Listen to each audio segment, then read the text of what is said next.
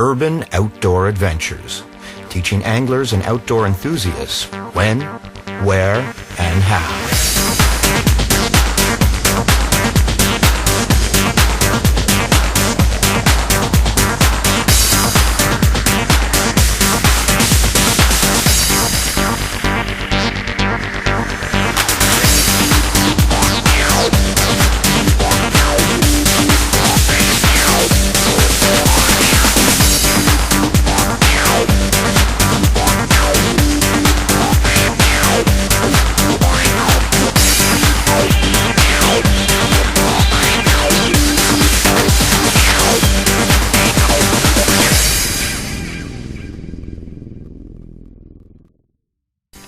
Okay guys, we're heading into the dock. Told you I had a friend of mine that I want to introduce you to. Very special guest on the show today. We're excited to have him here. Give a couple of clues as to who he is. He's the number 4 jersey with the New Jersey Devils. He's also the captain and defenseman on that team. He's seen 3 Stanley Cup victories, and he was also awarded the Conn Smythe Trophy in the year 2000. Hey Scott, how you doing? Good, how are you, Shaun? Good, thanks. See you, buddy. See you. We're here up on Lower Buckhorn Lake for a muskie camping safari. We actually set up camp on one of the islands. Well, actually I did. Scott was kind enough to let me go out ahead of time this morning and get everything done. I think he may have had a little trouble getting up this morning. But yeah, we're going to go up and try and get some muskie today. So what do you say we buckle up and get going? Sounds good.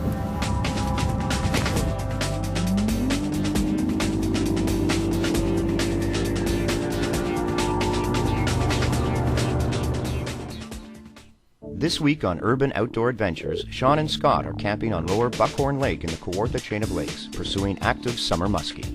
The boys met up and launched in the town of Buckhorn, less than 2 hours northeast of Toronto. The most convenient and well-kept boat launch on Lower Buckhorn Lake is located at a resort just over the dam on the right-hand side as you drive into town. Shaun will demonstrate structure, techniques, lures, and equipment needed to entice these somewhat elusive predators into striking.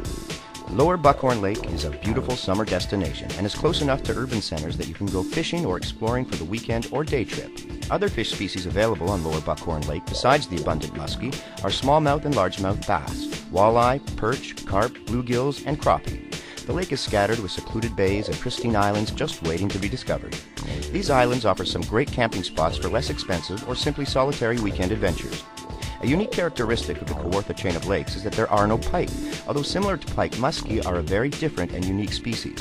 The most obvious difference is in skin pattern and coloration. Muskie are generally bronze or green-silver with 3 variations, clear, spotted, or barred. Pike are almost always a slight variation of the same dark green with light spots. A more subtle difference is that muskie have distinctly pointy tails and paired fins, where pike have rounded fins. The least obvious difference in these fish can be seen when comparing the numbers of pores on the lower jaw. Muskie have 6 to 9 pores, where pike have 5 or fewer. For more information, maps, directions, and target species featured on today's show, visit our website at www.hookmorefish.com. Okay, I'll show you the technique to work this bait. It's actually got a very interesting side-to-side action as it goes through the water. You've got to get that little sort of, remember that jerking technique I was telling you about going, just to keep the bait going properly. So I'll flick it out. Now let it sink a little bit. Over shallow weeds, obviously you want to get the bait moving as soon as possible. Let it sink down a bit, but then just, as the reel, it's kind of, you're turning the reel and you're jerking the rod at the same time. The rod's working the lure, and the reel is just taking up the slack line. You see how it darts from side to side? Look at that. The muskie just love it. Give it a shot.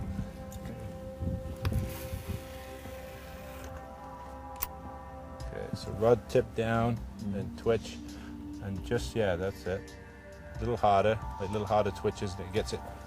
Imagine it doing this through the water as you twitch it. Yeah, see, that's perfect. See how it's going like that, side to side? See, you got it, first time. All right. Just need a fish now. You're a pro fisherman too, eh? There's a weed line here, and it drops down to about 10 feet on the outside edge, scattered weeds building up to it, and then the weeds will come right up to the surface. What we're going to try and do is follow that weed line on the deeper edge of it. Okay. And a lot of the muskie will sit down there just waiting to ambush prey. When you're throwing these big muskie baits like this, these things have some nasty, very sharp treble hooks on them. So you want to try and space yourselves out in the boat as much as possible. You don't want to be too close together. One cast without looking, you get one of these in the back of your head, you're in big trouble.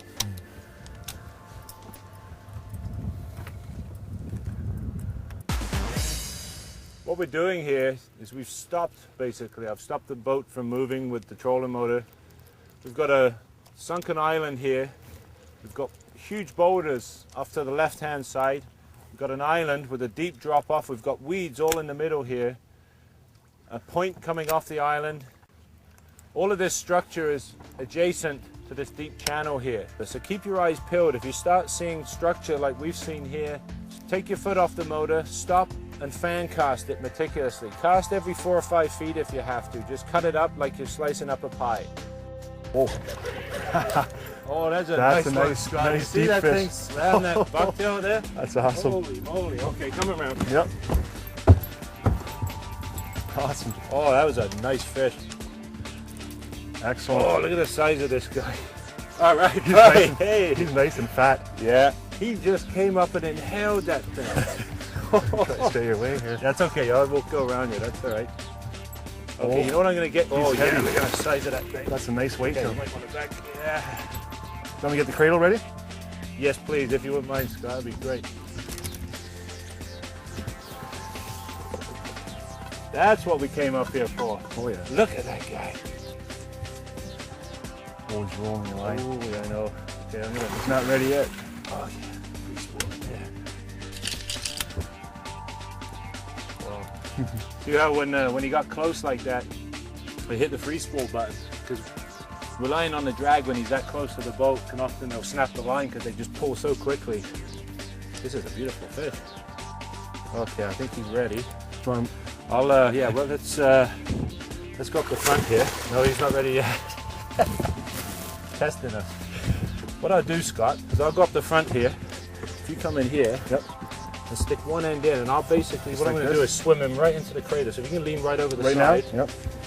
and then just, I'll swim him right in, head first. But not yet. Scoop him. We got him. There we go. Buddy. Oh Excellent. man, that's fun. Good job. Okay, what I'm gonna do, I like to keep him in the water. Get the trusty pliers out. He's thick. Okay, buddy. He just woke up.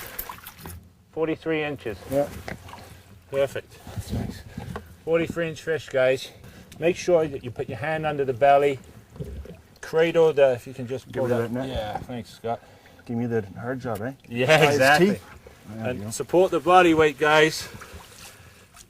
And I tell you what, that's what we came here for, right? That's awesome. A lot of fun, man.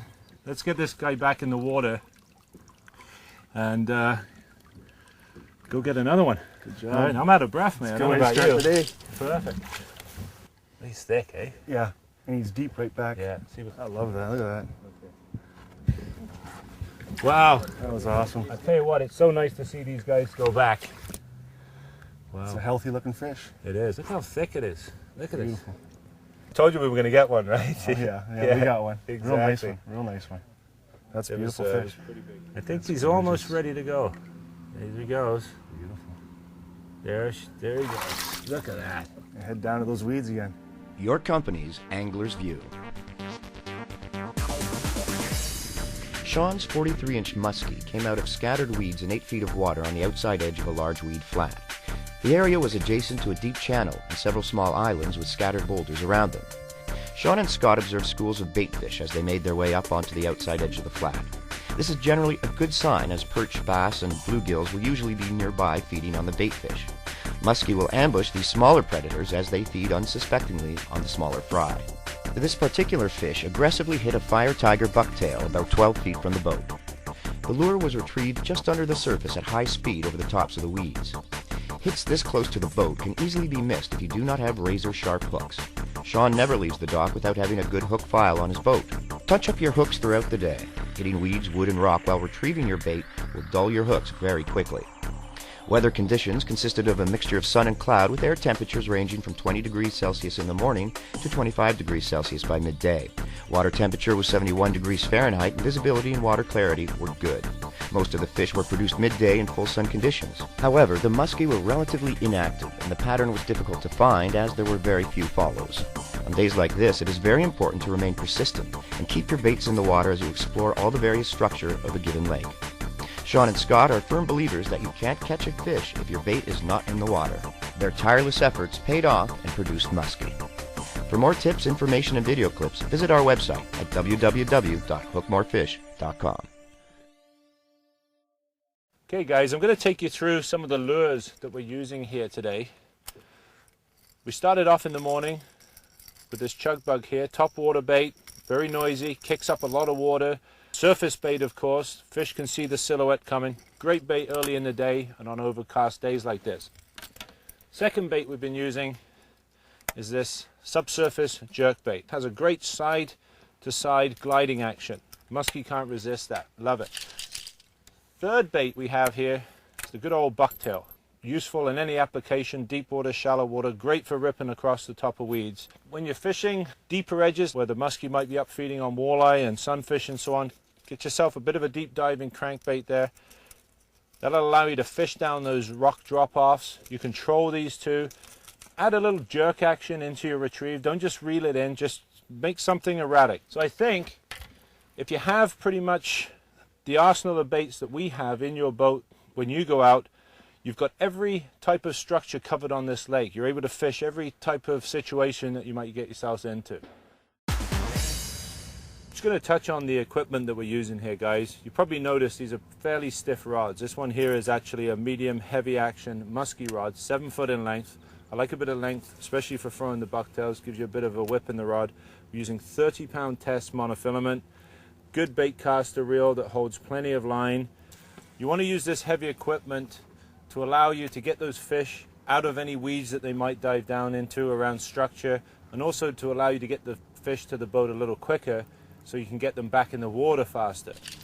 For more information like this, go to our website at hookmorefish.com.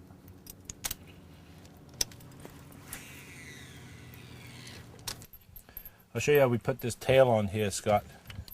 Get your split ring pliers, basically. Open the split ring, slide off the main hook, grip it tight with your fingers. See the fat part of the grub here? What we're going to do is push the hook in sideways, like this, and then slowly feed it up the grub and out of the top. There you go. And what I'll do sometimes is I'll just clip it over the hook slightly just to keep it in line. Get your split ring pliers, and slide your hook back on. And there you have it. So let's go get that 50-incher. Let's do it. All right.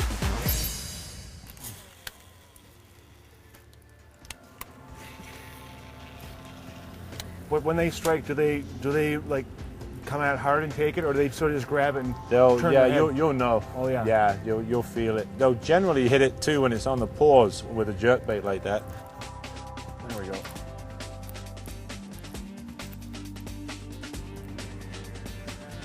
Oh, there he is. Yeah.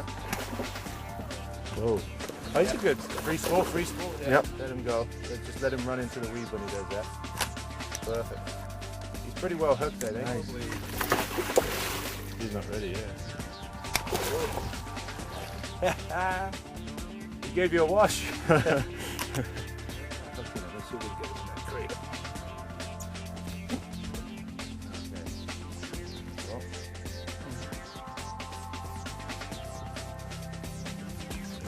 There you go. Keep him in the water here. That's what we wanted. 36. It's coming to right Just there. over 36 inches. Good job, man. Awesome. See the gill rakers here, Scott? Yeah. You don't want to be touching those. If you damage those, the fish can die. So let's put them back in the water while we get you ready to take a picture. And always, like I said earlier, always support the body weight as well. Never just pick them up by the head. Exactly. Because he's got some nasty teeth. Yeah. We'll show the viewers at home the teeth here, actually. You don't want to get your fingers near those. They'll lacerate you pretty badly. Okay. I'm supposed to go on his Yeah, right so you're side. going under this side. Under that side, yeah. And you just, Well, I feel his teeth. Yeah, I got it. yeah, you got it. And then, so So you're going to sort of turn him towards you, watch the hook there. Okay, follow it up to this membrane, Over and to then there, grip right there. Okay. There he is. There he is. Perfect. All right, Scott, you say we get this guy back in the water. Yeah, that was a fun fight. Yeah, you can see how his body starts kicking there. You see he's coming back to life.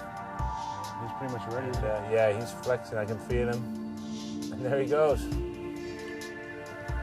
Perfect. He took a cast out in the weeds there in the flats, and I just started jerking it, and he hammered it right on top. This was working that thing good, right? I knew it Yeah. was going to work out. Excellent. Had to pay off sometime. I know. It paid off. He just nailed it too. I Yeah. saw him come right out of the water. That was exciting. Actually, one thing I want to point out while we're here, we have our camera always at the ready on the dash here. With Musky, you want to try and get him back in the water as soon as possible. Always make sure that you got this somewhere handy so you can take a quick picture, get him back in the water. Good stuff. Awesome. Excellent, man. Okay, guys, that's about it for us. We're going to be heading back to camp now. That's pretty much all we got time for this week. I want to thank my special friend Scott here for coming along. Great, mate. I appreciate it. Thanks for having me. Cheers. Cheers. Listen, guys, if you want any tips or information on the show, please go to our website, hookmorefish.com. We'll see you next week on Urban Outdoor Adventures.